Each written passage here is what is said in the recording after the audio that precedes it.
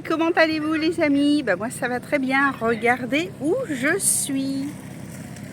On est au ticket office pour le village de Kampong Pluk. Je ne sais plus qui m'avait demandé de faire un reportage sur Kampong Pluk, et ben voilà, maintenant c'est fait.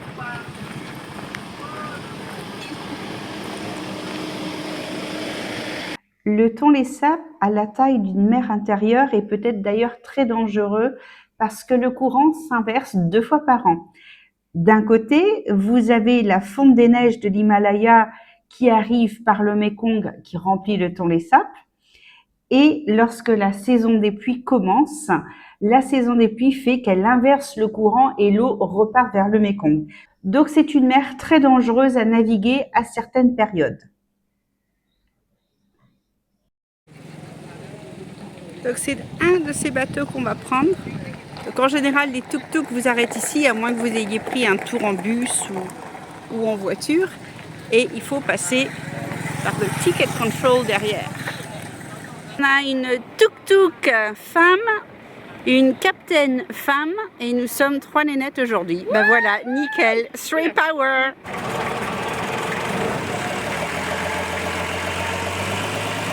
Le réservoir. 2 gilets de sauvetage. On est 5.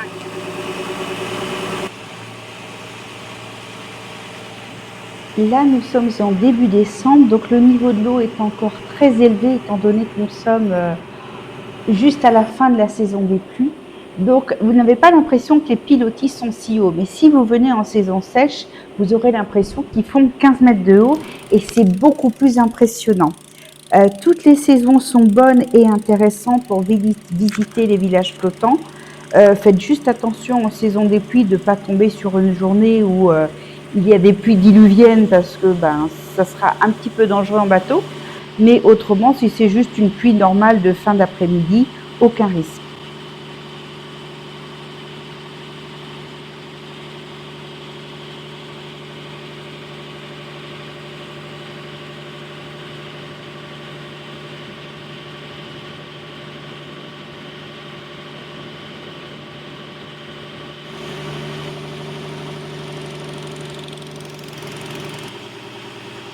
Regardez, vous avez tout. La police, la gendarmerie.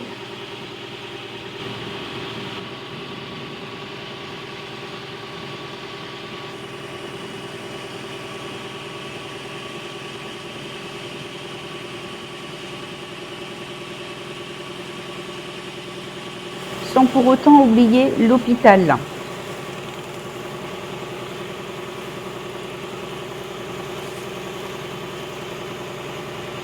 Ces populations vivent sur l'eau depuis toujours, donc ils ont l'habitude, vous verrez des petits enfants qui ont peut-être 4-5 ans qui rament seuls sur des barques et qui se débrouillent nettement mieux que les nôtres. Vous avez des temples sur l'eau, il y a aussi plus loin une église sur l'eau. C'est très joli et très intéressant à voir. Ces gens vivent en majorité de la pêche, à savoir que le Tonlé Sap a un écosystème très très fragile. Donc vous voyez, les maisons sont assez, on va dire, fragiles et basiques.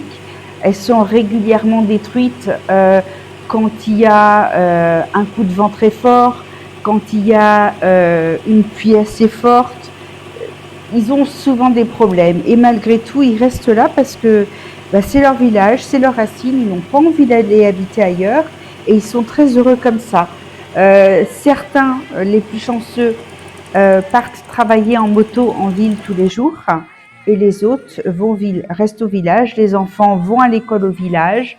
Il y a vraiment tout ce dont ils peuvent avoir besoin au village même. Évidemment, un temple aussi au centre du village où vous pouvez débarquer lorsque vous êtes en bateau pour aller vous promener.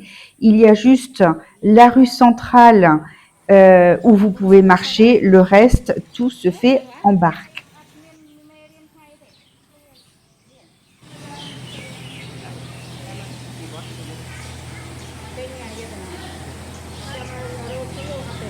Je vous conseille plutôt de prendre un petit bateau et de le privatiser plutôt que d'y aller avec un bus et 30 personnes dedans. Mais après, Libre à vous.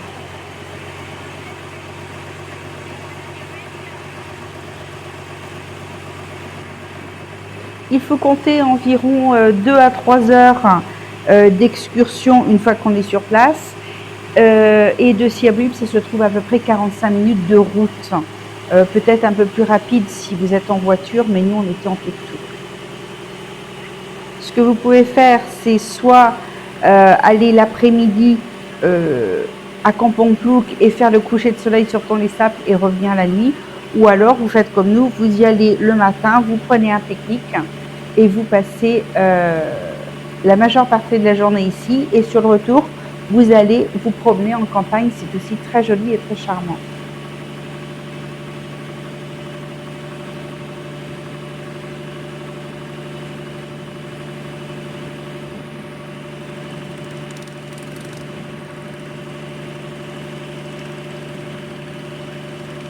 La guide que nous avons aujourd'hui, Dong, est une femme originaire de ce village. D'ailleurs, elle connaît tout le monde, elle dit bonjour à tout le monde toutes les 5 minutes. Elle est également guide ornithologique à Pirang et à Praetol. Donc en fait, elle guide à Kampong Pluk que quand il n'y a pas d'oiseaux dans les 2 autres réserves, parce que ça aussi, ça dépend de la période de l'année. En ce moment, c'est le bon moment pour Pirang, donc début décembre, tandis que Praetol, c'est plutôt le mois prochain.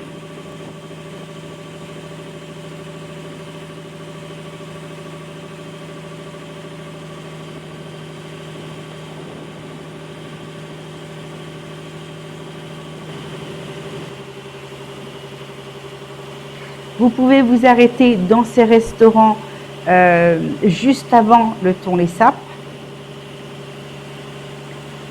Et vous pouvez aussi débarquer et prendre une autre petite barque de l'autre côté, qui n'est pas une barque à moteur, qui sont source de revenus assez importante pour les femmes du village. Donc, quand vous allez là-bas, vous supportez tout un village. Le billet que vous achetez pour le bateau, ça va directement à la communauté. Ces femmes sont payées par la communauté et ils se repartagent tout. Ils sont très solidaires. Donc, n'essayez pas de négocier parce que de toute manière, ce n'est pas négociable. Et je vous encourage, si vous êtes content, à leur laisser un petit billet. Ça ne vous coûtera rien et ça leur fera énormément plaisir.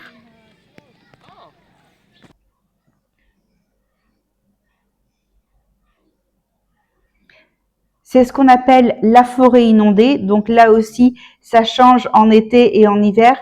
Je n'ai jamais été en saison ultra sèche, donc je ne peux pas vous dire à quel point c'est. J'ai été en saison où il y avait un petit peu moins d'eau, mais pas pratiquement pas. Voici notre guide Deng, elle est absolument charmante. Elle parle un anglais parfait. Vous voyez, ça c'est la supérette. Et en même temps, eh ben voilà, elle ramasse les plastiques.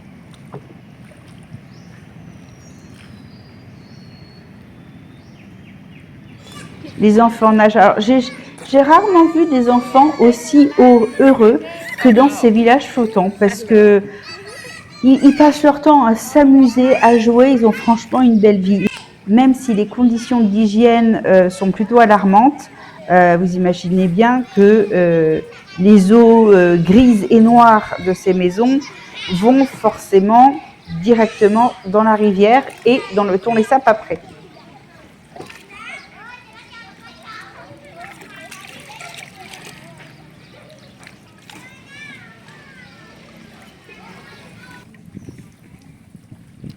Notre petit tour en barque se termine. On a apporté notre pique-nique et on peut pique-niquer directement sur les tables du restaurant étant donné qu'on va commencer les boissons. Hello. Hello. Can you introduce yourself, please? My name is Nung. It's a nickname. My full name Proproday, Khoi Proproday. So I started a team of women drivers in 2017. Beginning on 1st August 2017, we started the program. I want to create an association, but not yet cannot apply. I failed 2 times with the application. Now we are So when I start, I want to be association, but step by step, the phone application, they say we don't have enough member. So I try to wait until 2021 to apply again, but we have no COVID. So after the COVID, after COVID, the country open for the traveler come back. I start collect my team back. So we start a team again and a souvenir tour. Now I mainly manage the driver's rate. So how people can contact you? Do I need to give them your telephone number on YouTube, or do you have a Facebook page, or is there another way to contact?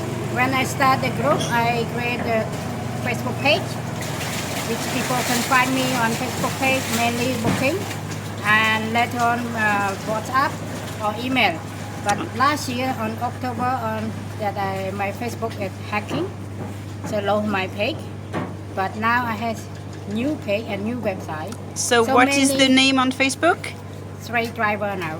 Straight driver When now. I start, I put a driver's rate, but it's in hacking, so they cannot have the same name on the Facebook.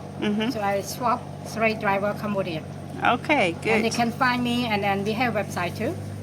Some customer create a new website for us, and many people find us now on TripAdvisor and Reddit.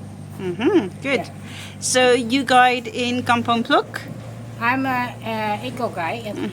Eventually, I'm trained to be eco guide since 2003. Okay. I'm a guide, and I do more on a bird tour guide. Okay, so And then- where can we see birds in Cambodia? Around Cambodia, we have many areas. Yeah, but around Siem Reap, where can we see birds? Breakdoor, countryside, bird, depend on what they have time. You can go on countryside, we call countryside bird spot. In near Phnom Krom or some Raifield area, we have specific spot where bird, you can see many species. And mainly conservation area, Breakdoor, where we can go. That nesting, the core I'll area. go soon with you. Yeah, the core area, they do nesting around 29 species that nesting there. They're Okay. all water bird. All water birds. Okay. Well, there has also the eagle, but not water bird, but they live there too. Yeah, and then some areas, sometimes I travel around Cambodia to see endangered species like vulture and stork and florican crane. So depend on where the customer want to see. What is the best time of the year to see birds? From now, from November to March, April, Okay, so it's the same as the dry season then. Okay. beginning of dry season. Okay. Because they have also call like a bird staying here and a migration species too. Some Okay. species they migrate from place to place to feeding, to eat place, and breeding different area. Okay. Yeah. Right. Thank Thank you. you very much. See you soon. See you soon. Au Bye-bye. revoir. Thank you. Je vous quitte en images. N'oubliez pas de liker cette vidéo et de vous abonner à ma chaîne. Je vous souhaite une très bonne semaine et je vous dis à dimanche prochain les amis. Bye bye.